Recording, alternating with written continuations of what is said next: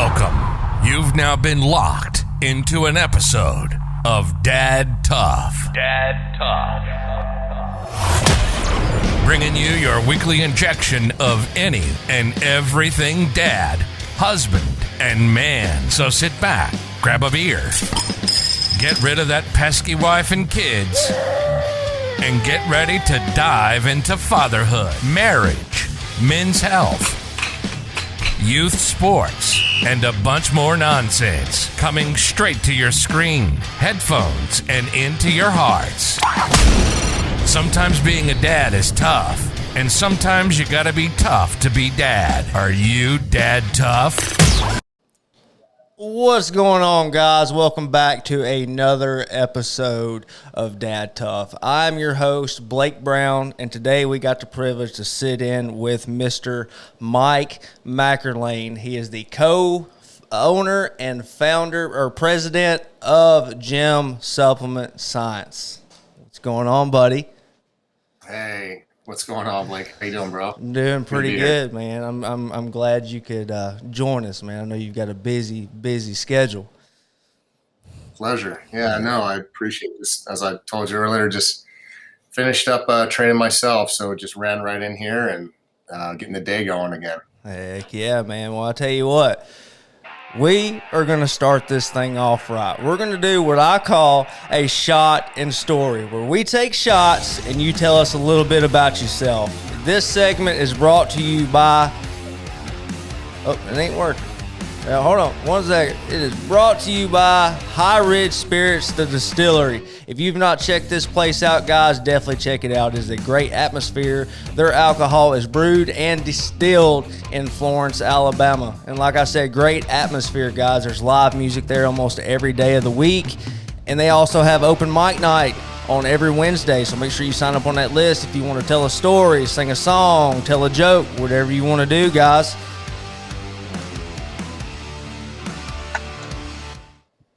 And there we go. Oh, wrong one. There it is. There it is. I'm still trying to figure out some of this equipment. There's a lot of buttons here. But anyways, I am going to be drinking me some Alabama Shine, brewed and distilled here in Florence, Alabama by High Ridge Spirits Distillery. It is 100 proof. Love moonshine. I am from the South, so this is a delicacy to me. Cheers, Mike. Cheers. We got some tequila, so out here. Oh, man, it's tequila. Nothing like a little tequila at 11 o'clock or so in the morning in my size. I don't feel as bad, man, because it's like it's almost 2 o'clock here. You're on the tail end of the National Hump Day here for Wednesday, so you're ready for the weekend. Oh, yes, sir. Yes, sir. Well, man, tell us a little bit about yourself, buddy. Who is Mike McErlane? Just a regular guy, father, business owner. My background really started just with athletics when I was kind of young. Played football my whole life, high school, college. In college, I was a sports medicine and kinesiology major, double majored.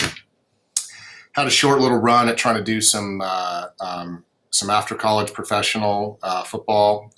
Kind of bounced around from camps with some of the Arena League football teams, and, trying to make my way into, something with fitness, something with sports.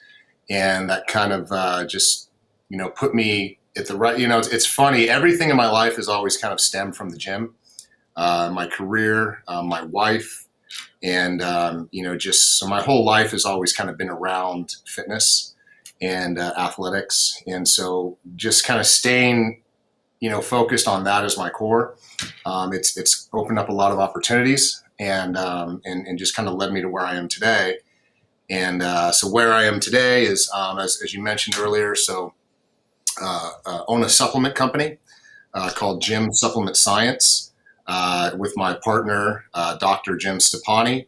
And so usually when I make that introduction, people go, all right, well, who's that? And I say, well, have you ever been to bodybuilding.com? And you see a guy with tattoos and he's all ripped up and he looks like a biker. I said, yeah, that's my business partner. And he's a PhD from Yale. He was recruited and hired by Joe Weider, who, for those of you who don't know who Joe Weider is, this thing that's called fitness that might have been catching on over the past 50 or 60 years. Joe pretty much was the godfather of fitness. He brought Arnold Schwarzenegger over here in the late 60s, early 70s. He was responsible for the Mr. Olympia, which is like the Super Bowl of bodybuilding. And he published a variety of magazines like Muscle and Fitness Magazine, Flex Magazine, Muscle and Fitness Hers, Men's Fitness, Shape Magazine. So all the fitness publications were Weider publications. They were his. And so shortly after I hung up my football cleats, I had the opportunity to work at Muscle and Fitness Magazine because I met a guy from a gym who, he just took note of my training style, which was a little unorthodox, and I was working pretty hard. And so he and I became acquainted at the gym, and I was 21 when I graduated college, and he said, well, what do you want to do with your career? And I said, well, I want to kind of move into this direction. I might go be a football coach. So I actually coached high school football for about 2 years in pursuit of also doing this job. So I got a job at the magazine on the publishing side. I was still coaching football. And then that same year, I actually met my then girlfriend, who's now my wife. And then throughout that career, obviously, I met Jim. He was working at the magazine. He was brought on as the senior science editor for Muscle and Fitness. So essentially, he curated and wrote all the content that was then published in all of the magazines. So he was writing, prescription workouts and nutrition plans and telling people what supplements to take for, 10 plus years in the magazine, as well as publishing books and working with professional athletes, as well as a lot of high talent personalities like Dwayne Johnson. And so he and I just through over the years became, very well acquainted with one another. We worked together in various projects, and it kind of led us, which I can get into as much detail as you want, kind of led us to start our own brand. And 8 years later, here we are. And now I'm talking to you. Man, that's awesome. That is a life to live, man. I'm kind of envious of how you got to where you are, man. This seemed like it was pretty interesting, man. Pretty fun. Like I said, it started off with sports and stuff, and look at you now, man. Like, you're still pretty much involved in sports and other people's sports as well, as far as their physical fitness and stuff goes, man. I'll remember, I can't remember what year it was, but it was before I kind of got in this little working out thing in high school, and I got the Muscle and Fitness magazines and stuff, and I just kind of skimmed through them, and I remember seeing Jim on there, and I was like, I've seen a bunch of other guys on there, Ronnie Coleman, people like that, and I'm like, man, that's just like, you always try to, when you're looking at these pictures and stuff, you're like, man, I want to look like that guy. I want to look like that guy. But, some of them, it's like, that's too big, that's too small. And I'll never forget, I think he'd done a cover of Muscle and Fitness, and I was like, I want to look like that guy. That guy's in, like, phenomenal shape. He's not too big, not just massively overly huge. And then, but yeah, that's how I first, or when I first seen him. And then I guess 2013 is when the supplement brand dropped. And I was scrolling Facebook just trying to find a good workout program, and that's when I actually stumbled upon Gym Supplement Science. And man, it just opened so many doors to me, because at first I read a lot of litigations that kind of went on behind the scenes, man. Like, you guys kind of just like showed up and just flopped it out on the table, and it was like, here it is. Ours is bigger, better, and stronger. And it kind of painted y'all as kind of the villain of the supplement industry, and in all actual ality, y'all are actually the hero, man, for the consumers. So tell us a little bit about that, man. Yeah, I mean, you're not wrong.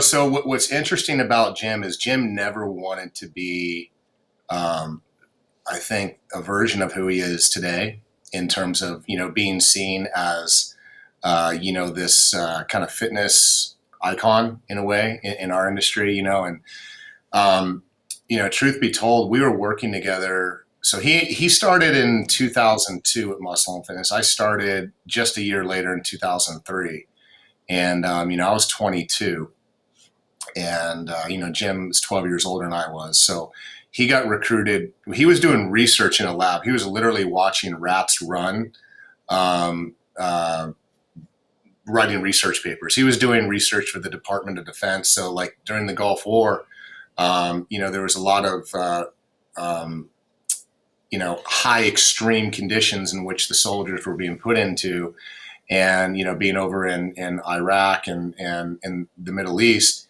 And so with the high temperatures and that extreme environment, they actually, there's a lot of government funded research based on like those extreme conditions, and what you should do pertaining to your nutrition and work out, as well as your supplementation, how to kind of prepare the soldiers for what they were going to be facing. Jim was actually a part of that research in the 90s.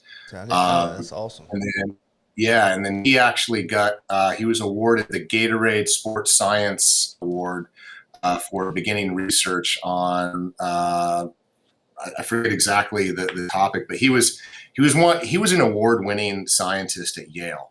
And, but nobody ever really knew him as somebody who was, what we see now, which is a tattooed, physical specimen. He hit it very well.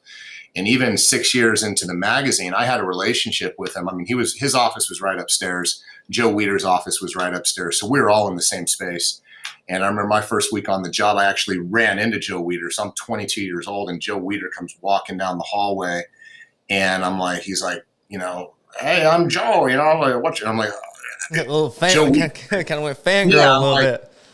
I'm like, dude, okay, yeah, you're Joe Weider. But Joe personally hired Jim from doing research. And so when Jim got hired at the magazine, he was the senior science editor. So what that meant was everything that was written, there's liability with everything. You put out content, you have to make sure that the content is not only valid, but it also has research behind it. So when you're telling people to take things, especially supplements, specifically supplements, you got to be very careful about, what you're recommending, even through a magazine.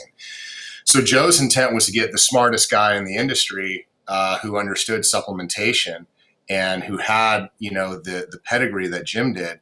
So he hired him. So Jim was literally pulled from academia at Yale, right? He worked for the John B. Pierce Laboratory at Yale. He was doing his postdoctoral research. So Jim was hired to do research at Yale.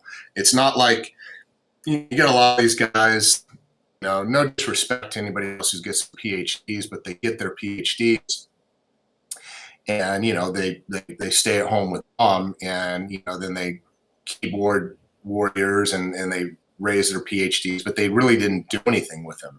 Right. It's akin to what I consider like a pilot. Like I'm a pilot, right? And so I fly. I can get my license, call myself a pilot, and then never fly again, right? Right.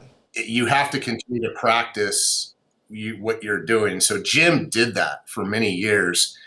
And then I never knew that he was even tattooed. I didn't know he had a tattoo. I didn't know he was into working out as much as obviously he was, because he covered it up.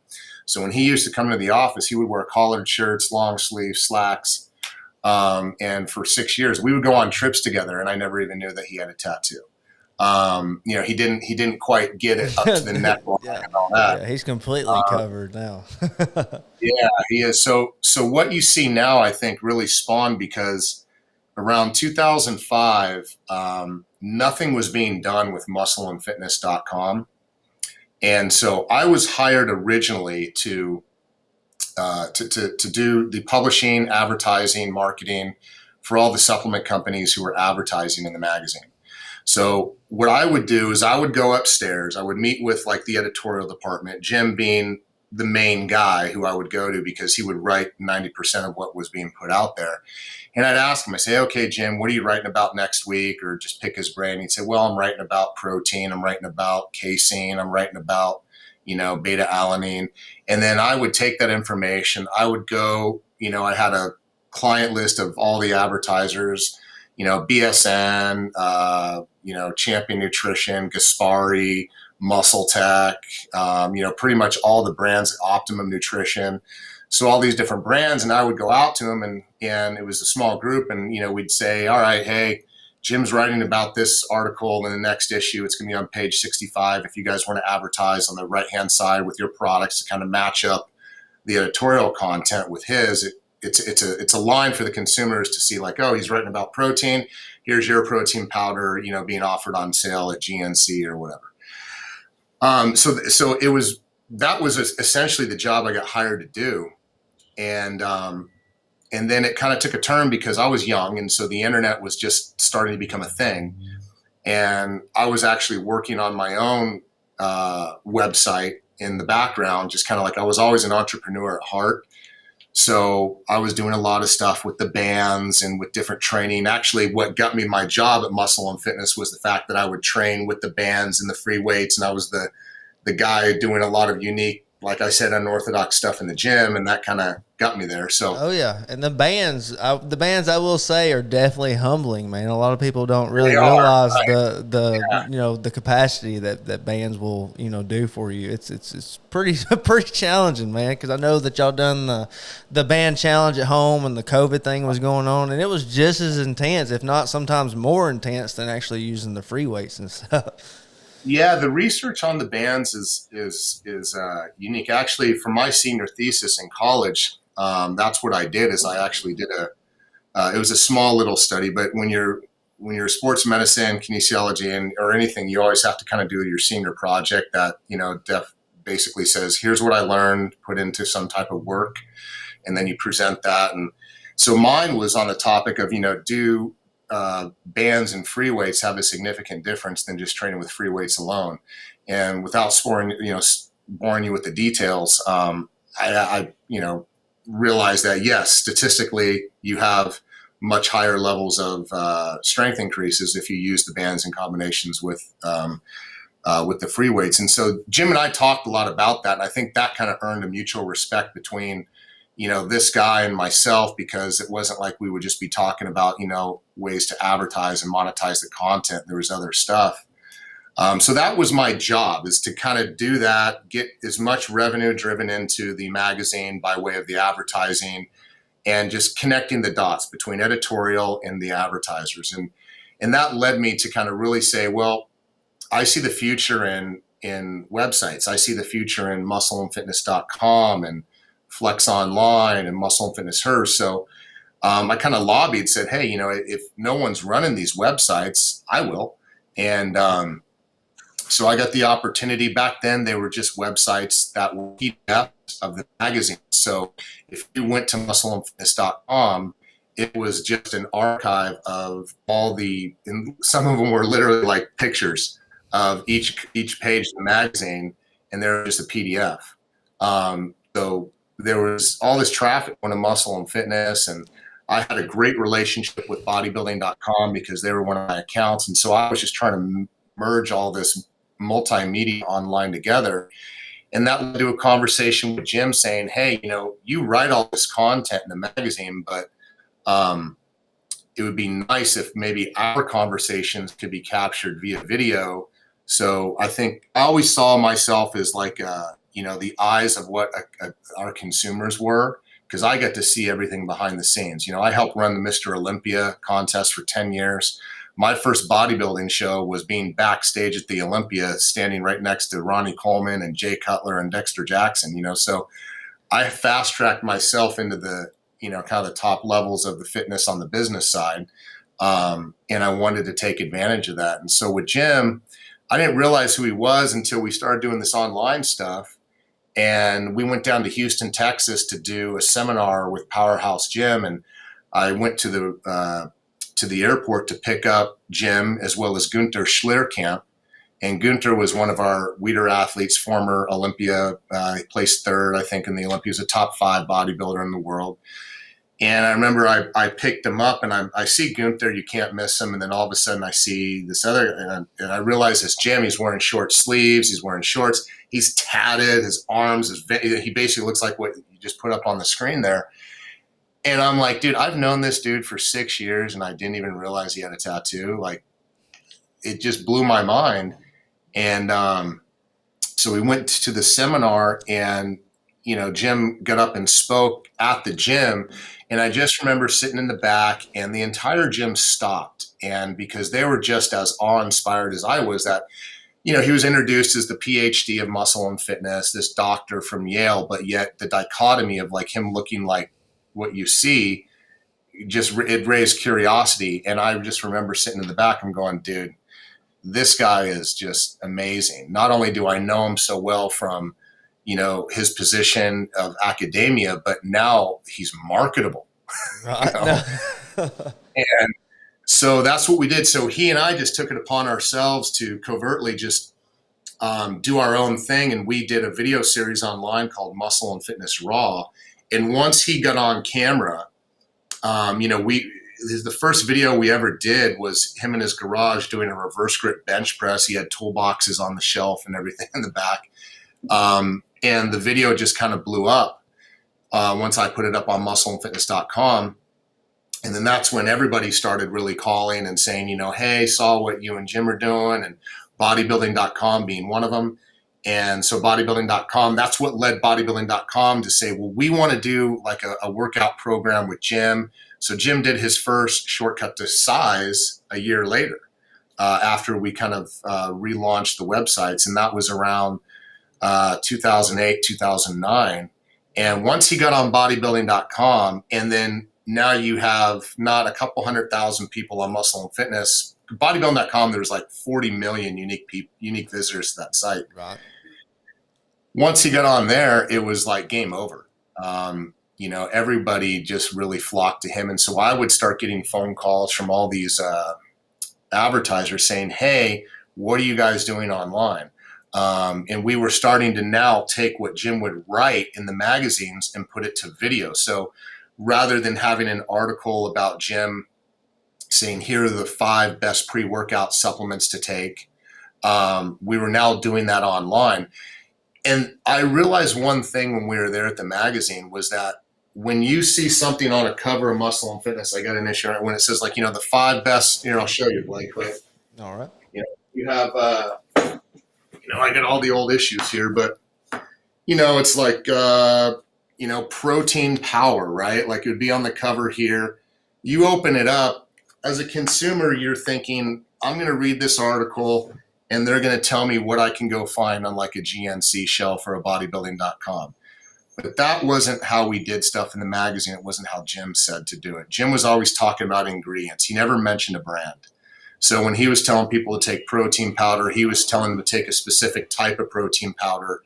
And, even pre-workouts, take the 5 best ingredients in a pre-workout.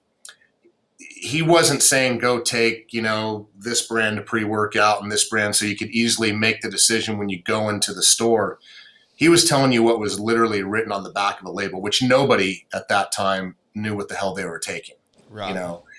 And that's where I kind of made the connection, because we were really helping brands, any brand who attached themselves to Jim by way of how I was monetizing his content blew up. So you had, Concrete, you had Optimum Nutrition doing stuff, MRI, a BPI back in the day. So you had all these brands that understood the connection that Jim had with the consumers, who were really trying to have Jim essentially endorse their products, and he never would. Right. And so that's what led us to kind of get into the area of bodybuilding.com. And as you said, litigation ensued. So tell us a little bit about that litigation with bodybuilding, man. Can you talk about it? Can you talk about it? Yeah. I mean, it's no secret. So what happened was around 2012, the magazine had moved out to New York. And so they shut down the offices out here in Woodland Hills.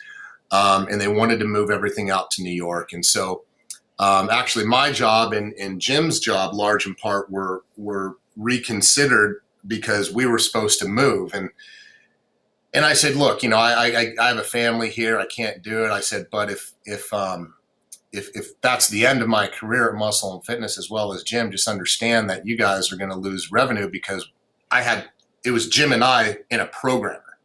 There was nobody else contributing to the websites. Like I was writing content. Jim was writing content. Actually, the website that I had kind of built was called Muscle and Fitness Trainer, was my own intellectual property. Muscle and Fitness was licensing that technology from me. So when you would go to Muscle and Fitness and it would say, hey, download this workout program on an app, and all, that was me. And I actually owned that. And so all of that stuff was tied to revenue. And it wasn't because I was doing anything nefarious. It's just we didn't have any resources. Nobody was making an investment in multimedia there. And so I was just doing it myself. Jim was just shooting video content in his garage at 3:00 in the morning. He wasn't being paid anything additional. That wasn't his job. He was just doing it because we need to service the consumer. So that kind of gave us a little bit of runway. And they shut down the offices, I believe it was 2009. So we were there. 2012, kind of came around, and I had a great relationship with bodybuilding.com. The original founder, Ryan DeLuca, and his brother, Jeremy, and his father, Russ, who since passed a few weeks ago. I had a great relationship with that family, and I had, done a lot with them and helped really build a lot of stuff with them. And so we had great respect for one another. And, and obviously with Jim did all the content. So all that all the shortcut to size, Jim just did for free. No one ever paid Jim a penny to do all that. He'd spend 2 weeks up in Boise, Idaho, shooting all that content, writing the content. He never got paid a dime. And, so I always told him, I said, it's not about the money. It's about getting you out there, and the opportunity, it'll pay off later. And it's not like I had this grand plan to do anything down the road. I just knew when you get that amount of exposure and it's done authentically and the consumers can see his passion for what he did, they would really latch on to him and whatever else he had planned for the future. And we never knew that we were going to be doing a supplement company. But when I started seeing the tail end of Muscle and Fitness and the brands that we had really built, just he and I, because I was doing all the marketing online for every brand out there. I was literally creating the ad copy that they would advertise on Muscle and Fitness. Me, like, I have no skills in, editing, but I know how to talk to a consumer based on getting a point across when it comes to supplements. Right. And so Jim would really tell me, like, hey, here's what a proprietary blend is, Mike. And I'm like, because proprietary blends, everyone was like, well, that's a secret formula that a corporation can't give out because it's their private intellectual property. That's how I took it. Right. And that's how I think millions of people probably did. But in supplements, it had a different meaning than it did in, like, Coca-Cola uses proprietary technology for their flavoring. They're not going to give it out, right? So that's how I assumed proprietary. That's something that's legal that no one else can get to. In supplements, it's a completely different meaning. And so it took Jim to really explain that to me. And that's when I had an aha moment. I'm going, well, dude, if we could actually do this on our own, rather than you telling people what ingredients to take, and then I go sit down with a company and try and figure out what product that kind of replicates that, why don't we just do it ourselves to where it absolutely replicates your recommendations? And he says, well, if we can figure it out, yeah, let's do it. And he was only worried about his perception based on his him being like a sellout, because he never really wanted to do his own brand. Right. But so I remember I emailed Ryan DeLuca and I said, look, I have an idea. What if we did a pre-workout with Jim Stepani? Obviously you guys are monetizing crap loads of, revenue and building brands off of shortcut to size. What if we did our own? And so he said, yeah, let's talk. And so that's kind of what led us to what we ended up doing with bodybuilding was, we went up there. It was actually the week that Jim was shooting Shortcut to Shred, which was the second workout program that he was, had on bodybuilding.com. So I went up there with a few potential partners that, I had kind of contacted, and, one was a manufacturer and the other was actually the guy who hired me at Muscle and Fitness, and he since left. So he and I were always remain good friends. And we went up there and we kind of, brought formula of what, was proposing to kind of cost it out and see if it was a viable option. And so, at that meeting, a lot came out. But what ended up happening was bodybuilding came back to me and said, look, we actually love this idea, Mike, but, would you be interested in actually making it exclusive in exchange for us kind of helping you out with logistics and the operations? And of course, I'm like, yeah, that's exactly what I was talking with you guys about prior. I don't know how you didn't understand that, but yes, the answer is yes. So what we ended up doing was in exchange, we created an agreement between, so Jim and I started the company. Right. Jim Supplement Science, PhD Fitness is the legal entity. And so it happened real quick. So we started the company, got the contract done, worked with their, they had a guy by the name of Brian Rand, who was basically their private label director. So he was the one who was working with bodybuilding.com's private label products and the manufacturers. So he kind of like ran logistics and operations and stuff for him. Mm-hmm. So we worked with him, and so Jim would give his formulas and, over to him, and then he would cost them out and seeing what was viable. So we created pre-Jim. So Jim, once we figured out like, hey, because again, it was very difficult to introduce a 26 gram scoop. Right. That was 20 servings at $35 is the original price, when you had other products out there that were 40 servings, small scoop, for $29, right? And so the consumers weren't ready for, the understanding that small scoops are bullshit. Small scoops don't do anything. Small scoops are drugs. Small scoops are stimulants. When you get into scoop sizes of a pre-workout that are literally, the size of a protein scoop, because that's how big ours is. Right. People were really like, I don't even understand why, the only thing I don't like about pre-Jim is the scoop size. And we're like, you're getting more. So what we did is we launched with bodybuilding.com. They were our logistics and our operations arm. But in the contract, they had no ownership of anything. They were just in exchange for us going exclusively sold with them, which meant I wouldn't go out, try to do another manufacturing partner and another logistics partner and then go sell into GNC or Vitamin Shop or anything else. I was going to stay with bodybuilding.com.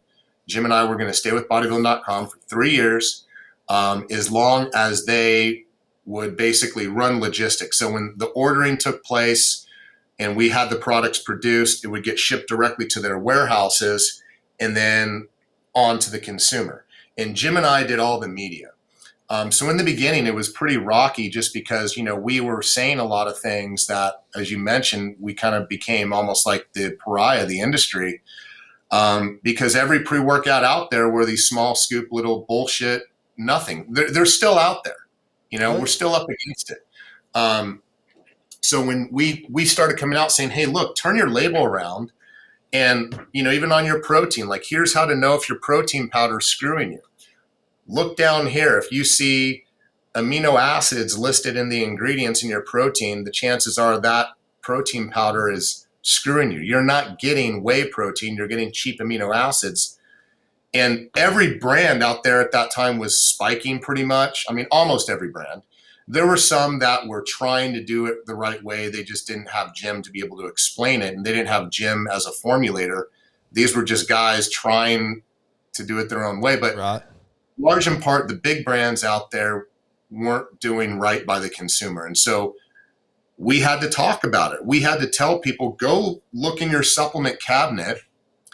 And if your pre-workout doesn't have beta-alanine, creatine, BCAAs, citrulline malate, and I'm missing another one here, betaine, it's not a pre-workout.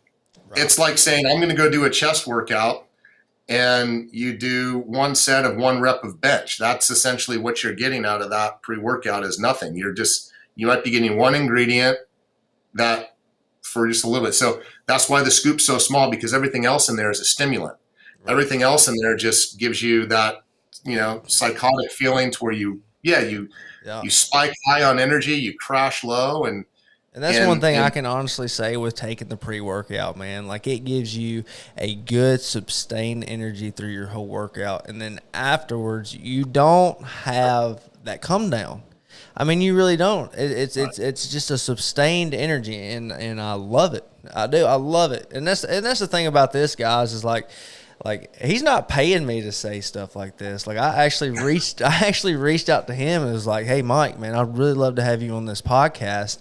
And if you don't do it, I'm not going to have any other supplement company on here, because I mean, it's one thing I like about the Gym brand is y'all do it the right way. Y'all kind of set the standard for every other industry out there, Right. And well, you have to have. I mean, there was something that I said. I actually ended up picking up a book, but create evangelism within your business, and what I mean by that is that if you can be fully transparent, it's hard to do, but the trust that you earn is like when people have faith in you, it's hard to shake that, Right. I mean, you're balancing their trust on a needle, because look, I mean, look at the culture today. Nobody trusts anybody. No, right? Nobody. I mean, and when you find somebody who it's like, okay, this is too good to be true. Like, why is this person like this way? People don't act like that. That's where I see an opportunity. It's harder because people think you're full of shit, but from a consumer standpoint, I was pissed off. I was young. I was an enthusiastic 22-year-old who started Muscle and Fitness. My supplement cabinet was full of everything, and these guys were my friends, or so I thought. Right? They would send me every product in the book I would take, and in many cases, I was probably drugged, and that pissed me off. Right. I didn't know what I was taking. I don't even know long-term effects of some of this stuff. Who the hell knows, right? Right. So when Jim explained these things to me, I had a fire in me to be like, well, excuse my French, but fuck that. Like, if the consumers out there are spending money, and the supplement industry had a black eye against it. And the other thing is in 2003, Jim and I sat on a panel with Schwarzenegger, and it was everybody in the industry. We were trying to start like our own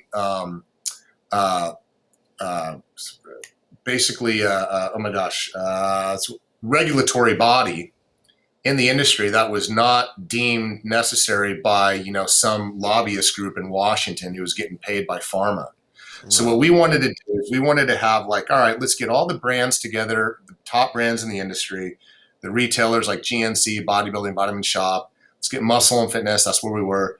And let's make a pact that like, hey, standardize our own industry and have a self-regulatory body that said, you can't be making this shit in your bathtub and putting certain ingredients in there, or else GNC won't take you. Bodybuilding, like, let's have some standards at which we all kind of like abide by. Then we put that together, we present it before the FDA and say, hey, we're good. Don't start taking us out. And the problem is nobody could agree back then, because the brands that were present were the brands who were doing the very thing which the FDA kind of looks at and frowns upon. Right. So the only way that I figured out a way to do that, it's like, you probably as a consumer know that high fructose corn syrup and trans fats are bad, right? Right. But it's not like you needed the FDA to come out and tell you that that was bad. It was the consumers who realized it was. And the next thing you know, the companies out there who make loaves of bread and, certain products stop putting those ingredients in their products because they know the consumer is now going to look for them and say, no, I'm good, and put that product down. Right. So I knew that that's what we had to do as a brand. And so when we launched at bodybuilding.com, all Jim and I did, and I use this analogy a lot, is if you're in a neighborhood and everybody's house is getting broken into, we never figured out who was breaking into the house. We just said, hey, if there's a guy walking around with a ski mask on and a crowbar, probably a good chance that he might be the one doing it. That's So your if you're, guy. yeah, it's like, so if you're taking protein powder, take it out of your cabinet, turn it around, and on the ingredients panel, underneath the supplement facts panel, there's a little box that nobody looks at. It says ingredients. By law, you have to list every ingredient that's in there. And if you see like beta alanine, taurine, glycine, anything ending in INE, what that means is that protein powder is screwing you. You're not getting 24 grams of whey protein. You're getting 24 grams of protein, but maybe 15 grams of that is coming from amino acids. What does that mean? That means that your body, you're paying for shit that doesn't work. Right. You need whey protein, not just glycine, taurine, cheap amino acids that aren't going to do anything to boost, muscle protein synthesis. So it was as simple as just telling people what to look for and look out for. By default, that's when all these consumers were like, oh my God, I just looked in my cabinet. And then it was the consumers who were calling out the brands. And they were going on social and just destroying these brands. So bodybuilding was getting a tremendous pushback because those brands that were doing it were all the brands that were in the top 10. Right. And so pretty much what these companies were doing was they were making a cheap product. They weren't putting everything in there that was right for the body, that was going to benefit you the most. They were taking the cheap route to make $1, pretty much. Right, exactly. And so we started getting, now, I'm pragmatic. I understand bodybuilding probably didn't understand who they kind of, just represented. Yeah, right. They're like, oh shit, Mike and Jim are serious, right? They're serious about really just exposing what's wrong with the industry. And we never named a brand, we never named a person, but immediately we started getting lawsuits, accusations of, oh, you guys said this, and it wasn't us, it was the consumers who we just said what to look for. They were naming the names. So as a result, we were getting hit. Jim and I were getting hit with lawsuits. Bodybuilding was really backing off. And so this was going on, and we just were rising. I mean, so we launched pre-gym. Within 6 months, we were like the top 5 best-selling brand on bodybuilding.com. And we only had 3 products. So then once we started launching then we never thought that we would launch all the different products, but the consumers were asking, well, Jim, I'm seeing results from your pre-workout, your protein, your post-workout. Can you create a multivitamin? And every product that he created, it was always because there was something missing from what was currently available. We're launching a bar here pretty soon, and it's unlike any other bar because there's specific things I think you and I talked about. Right. That I'm excited to try it. is going to change the way that all bars use specific things to get their bars in the market. Our bar is different. So that's the stance that Jim's always taken, is that he's just not formulating something to jump into a category because it sells well. Like we just launched our plant protein. In the plant protein, it's okay, well, great, Jim, you have a plant protein. What's different about this versus all the other plant proteins? Well, here's a little thing. If you're taking a plant protein, turn it around and look at that ingredients paragraph. If you don't see isolate after the plant protein, so like we use rice protein isolate and we use pea protein isolate. Why is that important? Because if you're using any other type of plant protein source that doesn't have isolate, that means you're only getting at best about 60 or 70% protein. Right. Isolates have a higher amount of protein. The other thing is that if they don't have additional amino acids added to that, then it's not as anabolic. So it's different than the whey protein spiking, but so it took about 1.5 years for Jim to finalize this formula, because once you actually finalize the formula, now you got to flavor it. You got to make it taste good. That's the hard thing when you start adding all these ingredients, is that flavor profiles are very difficult. but I don't know if I've sent this to you, Blake. I will to let you try it. So we just launched it, but it's not like when we launch something, it's not just stepping into the category. We want to change it. We want to make it better, and we want to give consumers because I take these products myself. I'm taking my post gym watermelon right here. Jim does the same thing. Like, we don't want shit products for ourselves, do we? Right. So let's make the best. So that's what we were doing at bodybuilding, and then we became kind of a really big presence in the industry. A lot of the pre-workouts that were, top of the market, we started toppling. I mean, big brands. Like, you think about the brands out there in the pre-workout category, we wiping them out. And then all of a sudden you would start seeing the industry saying, well, if Jim's making this all about scoop size, let's start maybe changing our formulas too. That's why you see a lot of these pre-workouts now no longer, some of them still exist, with 3, 5, 10-gram scoops. They're all like 14 and above, most of them. And it's because they're actually putting in adequate doses of some ingredients. They still don't understand how to formulate, because there's something called a synergy effect, which some ingredients at a certain level actually have a synergy with other ingredients. And so a lot of these guys just start throwing things in. So in 2016, our contract came due. The CEO, Ryan DeLuca, he left. In 2015, we had about 6 months left. New CEO gets into bodybuilding.com, and he's just telling me, well, hey, want to renew the contract. And we were going to, Jim and I had every intention of just moving forward and continuing, the strides that we were making. Well, this guy had different ideas. He wanted to renew the agreement based on bodybuilding.com having ownership, full ownership of the JYM brand. And I'm like, no, I mean, I'm like, unless you get your checkbook out or something like that. But I said, it's not even about that. I'm like, Jim and I are the owners of this organization, nobody else. Like, if you want to continue to have our agreement, which was unconditional, no other brands really started out this way. It was my idea to kind of say, listen, I'm not good at logistics. I don't know operations. You guys are. You already have trucks and warehouses. I know how to build a brand. Jim knows how to formulate. We know how to present the information to the consumers to get good products into their hands. Let's just each do what we're good at and carry on. Right. That wasn't enough for him.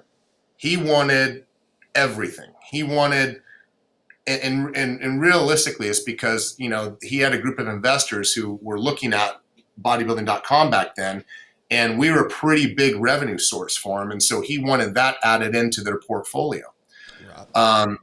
So we went back and forth for weeks. And we actually came to an agreement about how we were going to go forward, which was fair. I thought it was really fair.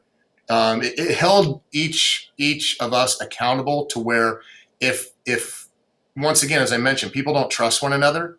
And he really thought that we were going to be doing some nefarious things, going behind his back and,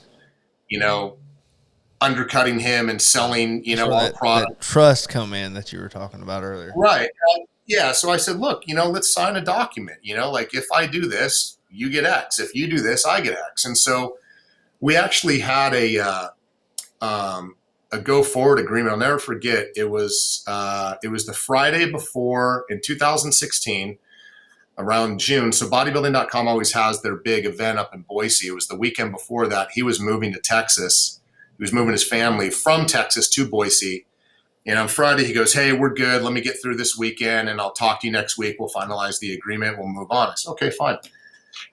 Didn't hear from him, but I did hear from my lawyer on Wednesday, the next day.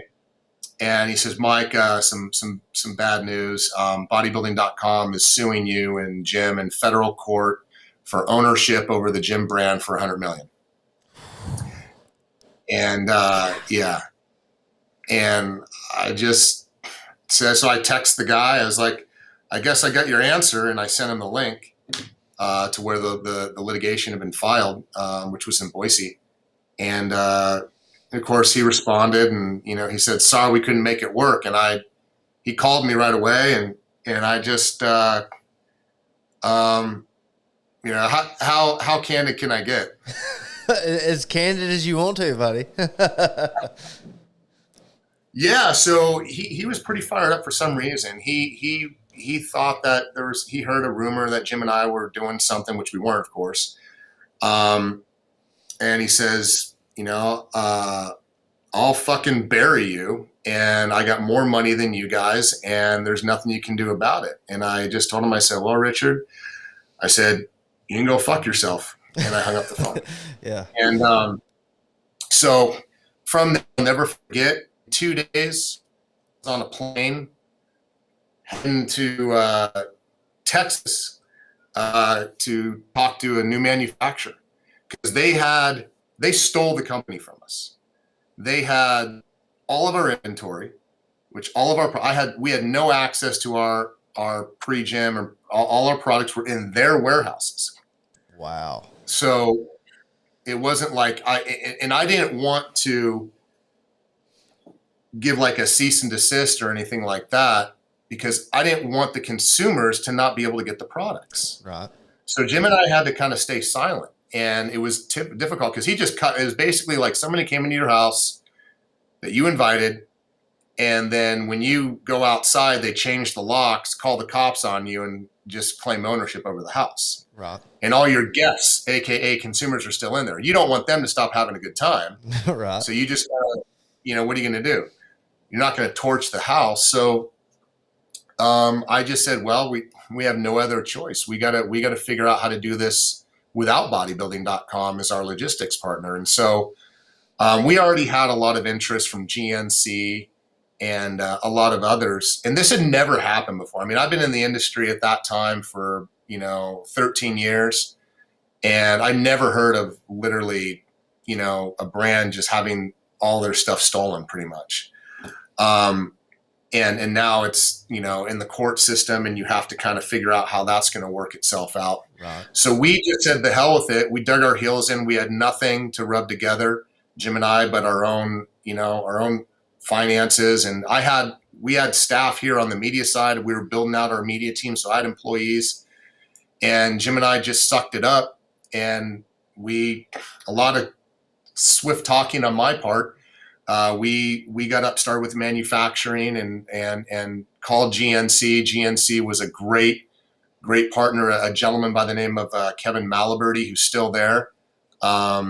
Just is one of the guys, regardless of anything that happens in this industry, I owe him a debt of gratitude.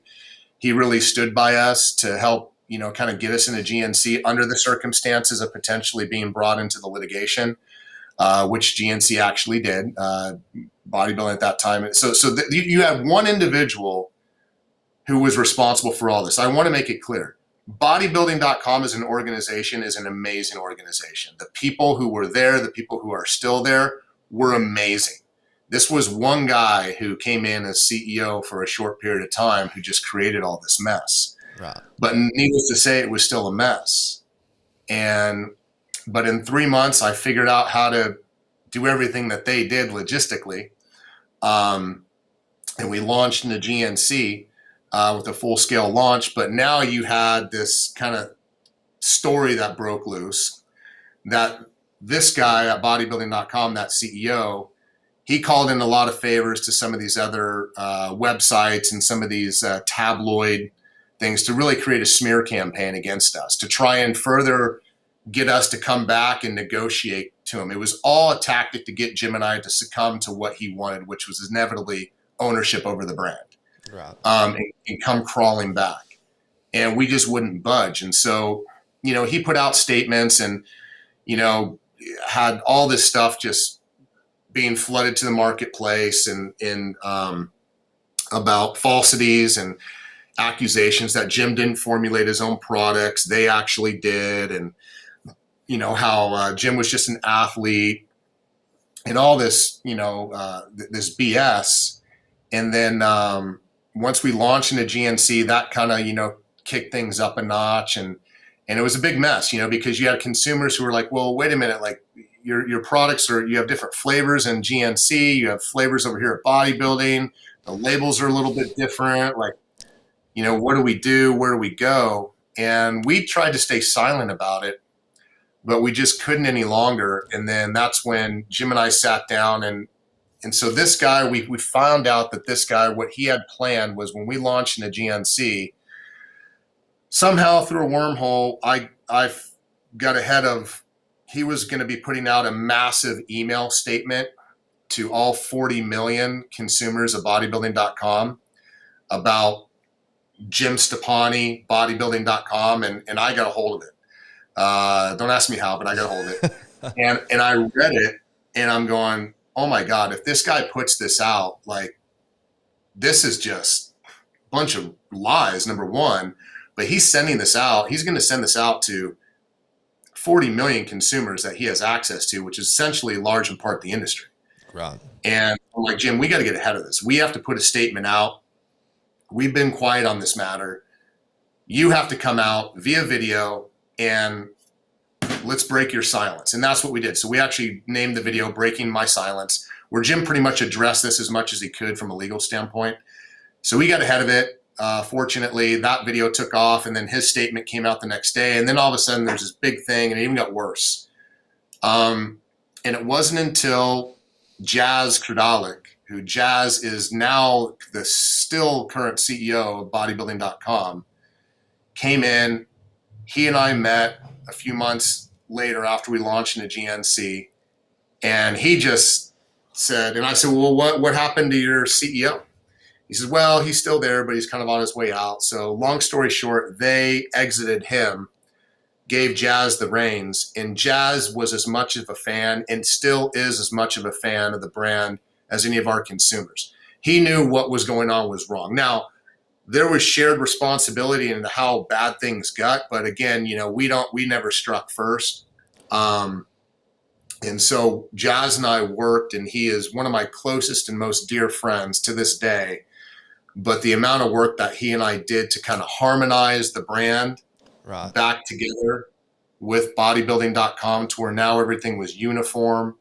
And it took, I mean, honestly, Blake, even up until recently, 2020, we had yet fully harmonized the brand.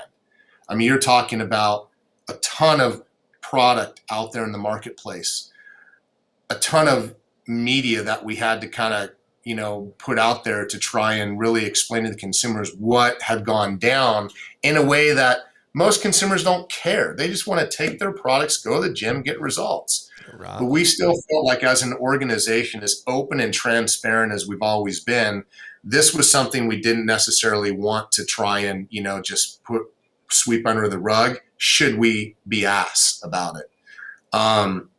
So that's what happened. And so, it actually set us back, to be honest with you, set us back from doing a lot of things we originally had planned. Like we wanted to launch a bar, 4 years ago. It put that on the back burner. We wanted to move in different directions to try and really expand the brand. But then, we've been, distracted. I've been large in part distracted. So this is really the first year, because then we had COVID to deal with, which was its own, set of hurdles. Yep. And so this is really the first year, which is why you're seeing some of these things, plant gym, bar discussion, other product discussions. We have partnerships now that we're working on with other talent groups. You're going to see Jim working with a lot of really big names who have been wanting to do stuff with the gym brand for some time. So that was kind of the bodybuilding stuff, the bodybuilding saga, but we've been good now. We have a great relationship with them. They've since been sold to another group, which has been a phenomenal ownership group. Jazz has remained the CEO. And as I said, he's one of my closest friends and just a great partner to work with. And so the partnership between bodybuilding and the gym brand couldn't be better. And so we're just going to try and make strides to make things better, moving forward and expand on a lot of these partnerships that we have coming up in the next couple of weeks. Man, I know you're pretty excited about it, man. Like I said, I've been following you guys for a really, really long time, man, and your supplements has definitely worked wonders for me, man. I mean, it really has, man. I do not buy anything else, and that's the thing, guys. Like they literally have a whole complete supplement brand. I mean, they've got your your shreds, your post gym, your pre gym, your vitamins, your testosterone and the alpha. You got your omegas. I mean, they really have. They've really come a long ways. I guess, especially since, what did you say, 2013, where you first dropped your pre gym, right? Right. Man, like I said, dude, it's been a good journey, I'm sure. Yeah, it's been, again, as you said, I mean, I know this is, dad focused. And so a lot of it's about the business, but, through all this, since we started, I had 3 kids too. And it's definitely a good life work balance, but, you have to. And I think that, sticking with your core values, I mean, the company ethos here is do the right thing. And it sounds like, oh, do the right thing. And I always tell my guys, I could bring any one of them in here. And I said, what is doing the right thing? What that means is doing the things that you don't want to do, right? You don't want to make your bed in the morning. You don't want to do the dishes. You don't want to get up and make your wife coffee at 7 o'clock in the morning. You don't want to take your kids to school. You don't want to come into work and be on the conference calls. But, those things, in my opinion, if I could give anybody any advice, if you want to achieve anything, which is not always just, monetary thing. It's not always having a nice house, or, to me, I think even COVID taught us a lot of lessons in the sense of, like, you got to find happiness. And I think a lot of things people take for granted, that taught us a big life. It's like, now I'm in the middle of like baseball hell, right? With my son and all these activities. But I always tell my wife and people who kind of say, oh my gosh, we've had 10 games in the last 2 weeks. I said, yeah, but a year ago we didn't have 1 game in 6 months. Right. COVID definitely messed a lot of things up.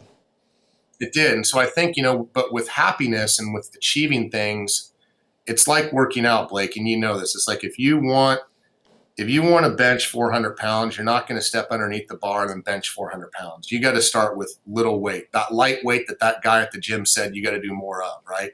Right. Start with the lightweight, the things that you can accomplish to strengthen yourself, to practice, to keep your muscles conditioned to come back. And eventually you're going to be able to stack more on and more on. That's life. And so when I tell people, you want to own your own business, you want to go ahead and try and do things that you think might make you happy, whatever that is, and that might be fine. You got to put your shoes away. You got to make your bed. You got to do the dishes. You got to take out the trash, because those are things that are very easily accomplished by just action. If you can't do those things right now, you're never going to own your own business. No, absolutely. You're never going to, because owning your own business and having a family and those are monumental strides. Those are things that take a huge amount of effort and dedication. If you can't take care of putting your shoes away when you come home, if you can't be nice to your kids when you don't want to, if you can't stay a little bit longer to get that extra bit of work done, if you're my dad was in construction his whole life, right? And he always told me one thing. He said, character is defined of the actions that you take when nobody else is looking. Right? What are you doing when nobody else is looking? Because just to do something in the sense of doing it correctly because you felt like somebody's going to reward you for it, that's bad character. Absolutely. It's rewarding yourself. And so I tell people, if they say, well, what's your key to success? And I say, well, first of all, my key to happiness, not success, is this. It's taking care of the things that you know that you can accomplish and making that a priority every single day. If you can do that, you're practicing for the big things and the large accomplishments that you want in life. Right. And it'll seem like they just kind of happen. But what you're doing is the opportunity people say, well, opportunities just kind of come your way sometimes to certain people who they think, have seen success. Right. I'm like, no, what they've done is they've cleared the distractions. And that's something you've got to do. I mean, for sure. Yeah. And this podcast thing is, it is based kind of around dads, husbands, and honestly, just all together, men. And I think that physical health is one of the most important things to have in life. In order to be a good dad, to be a good husband, to be a good man, man, you got to start with your own physical well-being. And I think that that's what y'all do great is your products, your workouts, man. They just do so much for everybody. I mean, that's the thing. You go to your Gym Army page, and that honestly is what really pulled me to you guys. Like, I didn't understand the full effect. But, guys, if you haven't checked it out, definitely go to Gym Army, and that's JYM. And they're pretty clever with that, too, because I spelled gym every day. Every time I spell gym, it's JYM now. It's just because it's just been burnt into my mind. Great marketing strategy, by the way. but the Gym Army, man, is just so supportive, and it's real life people getting real life results. And you would not believe the amount of change just in a matter of 6 to 12 weeks. It is crazy, and that is what, like I said, is what really just wrapped my mind and soul into the gym supplement industry, products. Well, and that's the thing. It's and to your point, you mentioned like the weeks. Look, I mean, you could take all the product you want of ours and not get any result, and we understand that. It's about putting you on the right program, in combination with the nutrition as well as the supplements. And I think, to Blake, your point, that's what we provide. Jim, we just don't create supplements. There's another aspect of the business, which is his website, jimstepani.com, where his workout programs are at. It started with bodybuilding.com, where they had Shortcut to Size, Shortcut to Shred. So, and even the magazines, Jim was writing, prescription workout programs in here. The programs were always on point. The nutrition was as well, but the supplements weren't really up to him. Right. So I think that's where, when you start seeing it, like you do a program like I just did today, if I don't have pre-gym, I'm not finishing SSA. Like, it's just not, and that's the thing. It's like, we are trying to make a one-stop shop to where guys like yourself, other dads, women, moms, you name it, are like, okay, what do I need to do? Because that is the age-old question when it comes to fitness. What do I need to do? Right. We got you covered. That's where we want to come in. And that's one thing I love about you guys. Like, you can see this, right? The Jim Stepani website. Okay, awesome. That's one thing I wanted to bring up, man, is like, you guys are so involved with, the workouts and the supplements. And I mean, honestly, how many guys or how many supplement companies take the time to be like, hey guys, we will give you $10,000 for completing the Summer Shred Challenge and obviously finishing on top with, the utmost results. Like y'all are just so into your programs. And that's the thing, like these programs, they go on and on and on. How many programs do you think you've got in this website? I mean, honestly.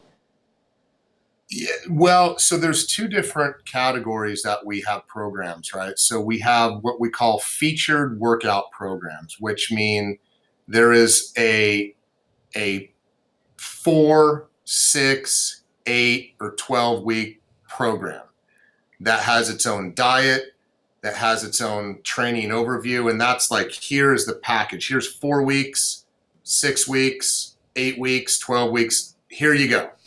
Those we have, I believe we have 46. 46. So if you have 46 featured workouts, and we break them out, as you have on your screen here, into fat loss, muscle building, or strength.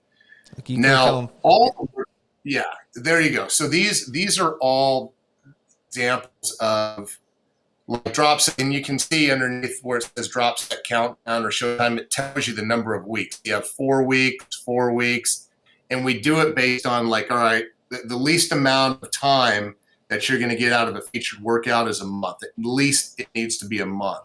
Right. And so we have 4, 6, 8. And then the other programs, if you just want like an arm program for like a week, we have, I believe we have over 130 workouts, or an at-home program we added 40 months worth. So 40 times 4, we have 160 months worth of at-home workouts that were added in during COVID. Right. Yeah. And I've actually done the super shred. No, actually the 6-week at home workout. And it's workout, yeah. And it's pretty intense. I mean, it really is. And that's the thing, guys. Y'all go to this website and just, you can tell like the amount of time and care that they've put into this stuff, because I mean, it takes literally all the guesswork out for you. Like literally all you got to do is download the app.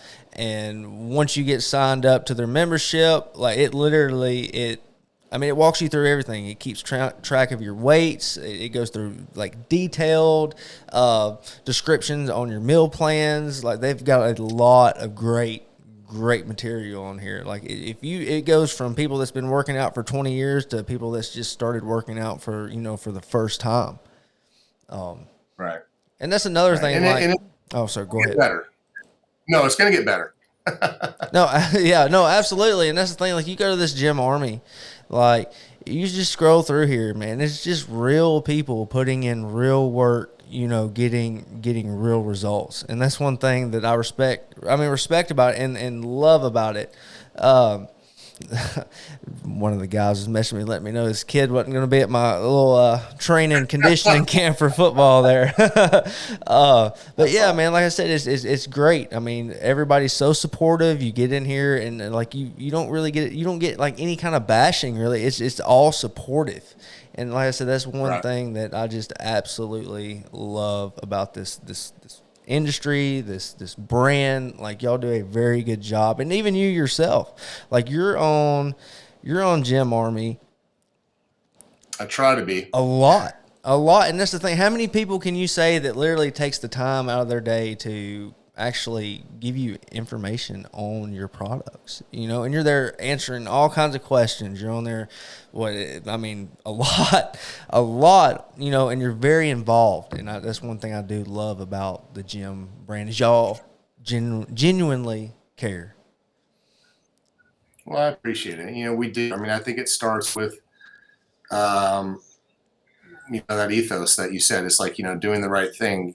Because there are a lot of brands, Blake, and it's not just the supplement industry. It's every industry. It's, take for instance yourself. I mean, you and I have been going back and forth for weeks, if not months, on, what it took for you to kind of do what you're doing and the amount of work and dedication it took to kind of be in the position where now we're doing this after. Right. It might have been a year ago. It has been a year. It has been a whole year since I this idea started for this podcast. Right. But what's funny about it is people probably look at you today and be like, "Oh, I want to do a podcast," and if it doesn't happen for them tomorrow, then they give up. Right. And I think that's exactly what you can kind of probably tell. It's no different than what you've done since the year that you first told me that you wanted to do this. I mean, I listened to your introduction earlier when we first started, and it's like just that alone, I'm thinking to myself, man, this dude really did it right. And it's not easy to do it right. It's not. But once it's done, you can look back and other people go, how did you do that? And you just want to explain to them, and like, I can't explain to you because I don't have enough time in the day to answer that question. So it takes time. It takes time. And even where you're at today, you're going to have this podcast. You made a pretty significant investment in your time and probably both your finances. Absolutely. But where you're going to be in 3 years, people are going to ask you, well, how'd you do it? And you're going, well, shit. 5 years ago, I was having a podcast and I was having, this Yahoo on from Gym Supplement Science, and now you're interviewing Elon Musk. I don't know, so that's the goals. Hashtag goals, right? There you go, right? But you don't get there. You're not going to get Elon Musk on right now. You're going to get a chud like me. Hey man, I am happy to have you on here. And that's the thing, man. Like I try to get people on here, especially when it comes to businesses that I personally do believe in. And that real quick, guys, someone that I do personally believe in is Men's Wellness of North Alabama. You're listening to Dad Tough Podcast. We'll be back after a message from our sponsor. Gentlemen, many times we realize how we're not used to be. We have fatigue, we have weight gain, even if we're dieting and exercising like we're supposed to. And for many men, pills and prescriptions aren't working anymore for their ED. At Men's Wellness of North Alabama, we take the time to hear your concerns and get to the root of the problem, and we offer solutions. Call today for your free consult. Let's talk man to man and fix it. 256-366-2470 or men's-wellness.com. And that kind of goes to show that everything isn't perfect. I'm definitely still working on my commercial and my media and stuff. You got to get that guy back in here, because recently I had to cancel a couple episodes because I got some brand new mics. The mics that I had, just the audio, I just could not get it right. And now, like, I ordered mics, so I got to get this guy back in here so it sounds just a little bit better. But that's what I'm trying to bring to this guy. I'm not perfect by any kind of means. I make mistakes, and I mean, that's just kind of the whole thing about being a dad, a husband, and a man.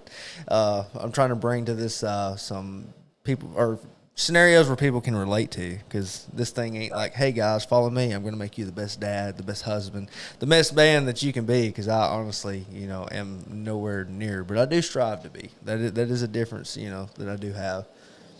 Well, I think, look, I mean, fatherhood and, doing what I do, doing what you do, it comes with its set of setbacks. And I think that, life is about failures. I mean, if you look at just people, even in the culture today, which is interesting just because everybody just wants honesty. Right. And it's a breath of fresh air when you get somebody up there and you can see them, whether it's, a politician, somebody who's a leader of a sports team or an organization, if they're just being real and speak common sense, people gravitate towards that. And I think we don't see enough of that today. I think that, most people are questioning, because just the multimedia, the social media, we're questioning the truth and authenticity of the information, as we're in the age of information. And so there are certainly a huge amount of misinformation and disinformation. And it's almost like when you can kind of just talk like what we're talking right now, and people can hear that, and they can hear it's just two guys having a conversation. Right. We're not worried about the audience. We're not worried about, obligations. We're not worried about being politically correct or anything like that. It's a breath of fresh air, because this is just how average, normal people talk. Right. Normal people communicate. And people understand, who are fathers, who are husbands, who are mothers and daughters and sons and all these things.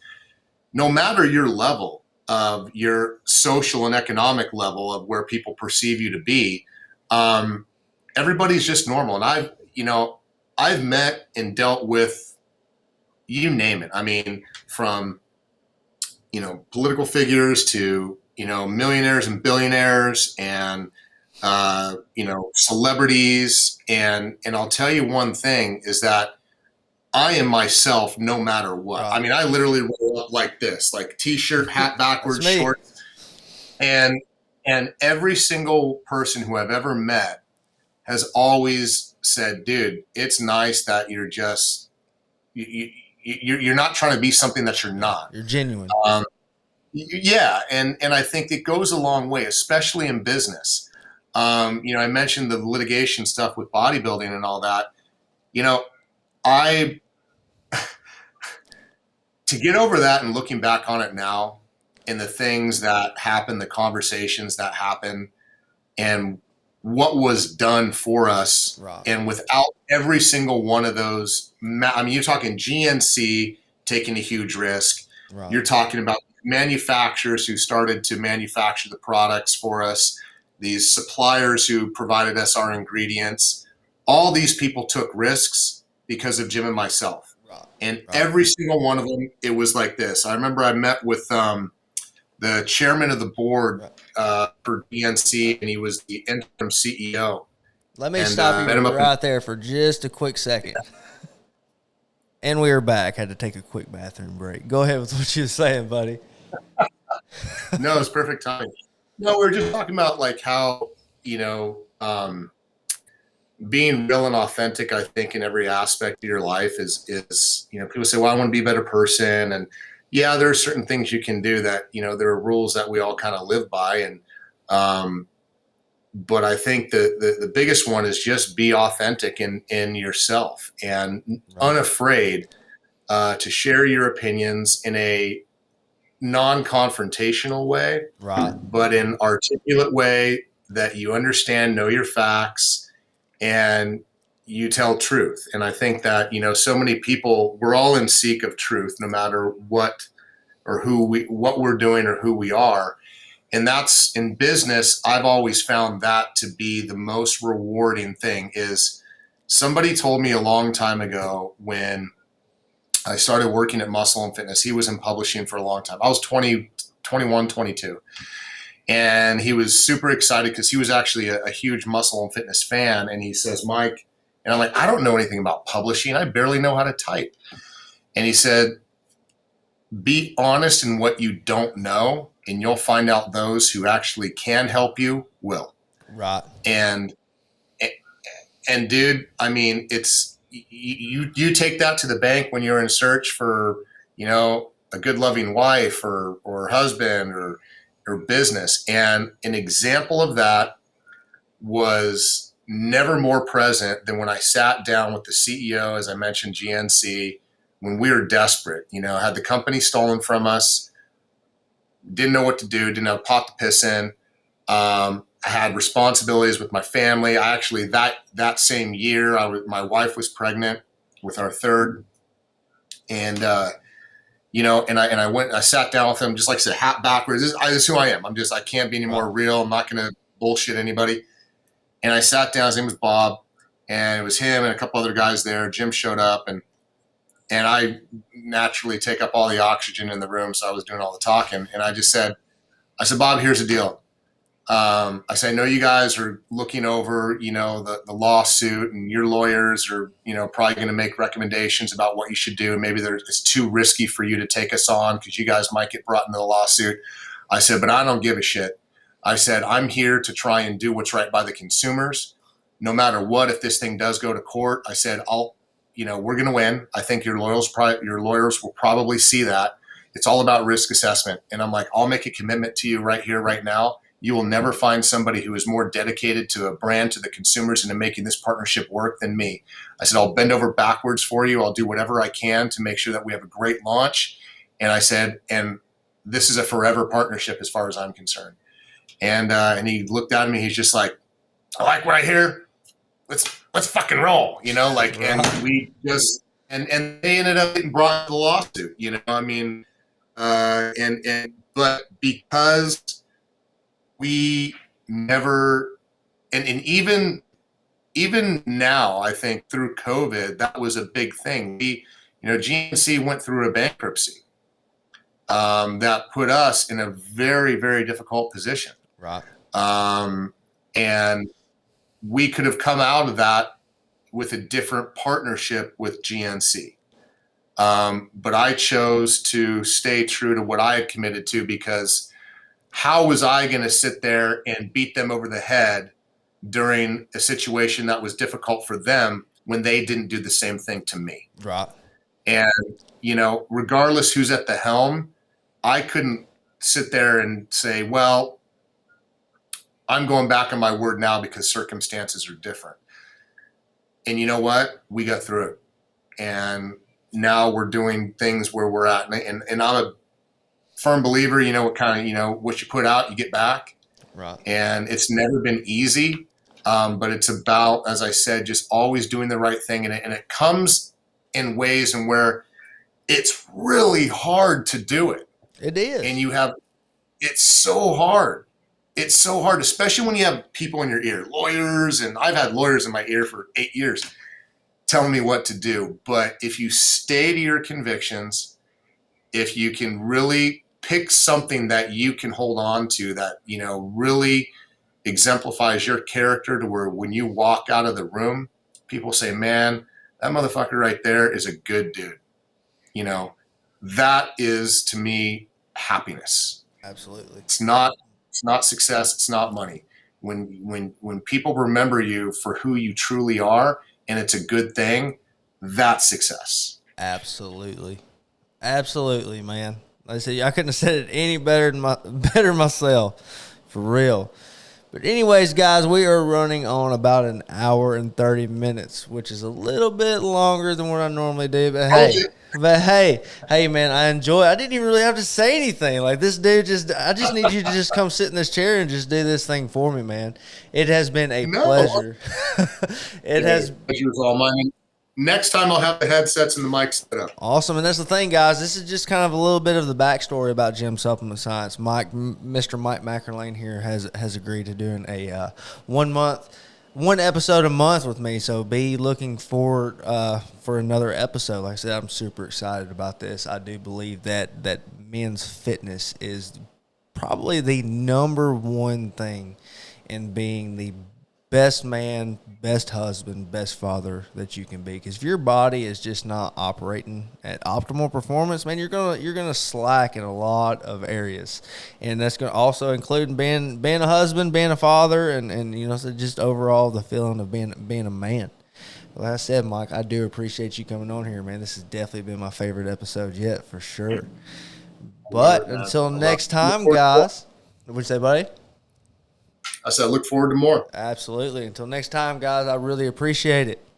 Do not forget to like and share this episode if you like it. Thanks for tuning in to Dad Tough. If you liked the episode, don't forget to like and follow the Dad Tough podcast on Facebook and YouTube. You can also listen to every episode on all major platforms. Have an interest in being on the show or want advertising? Reach out by email at dadtoughpodcast@gmail.com. Until next time, guys, stay Dad Tough.